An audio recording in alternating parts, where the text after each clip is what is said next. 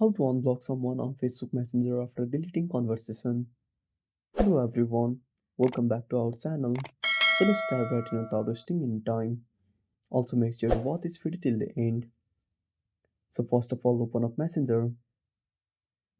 So for example, I blocked this guy. Now tap on the info icon at the top right corner. Then tap on three dots. Then tap on delete conversation. Now tap on delete.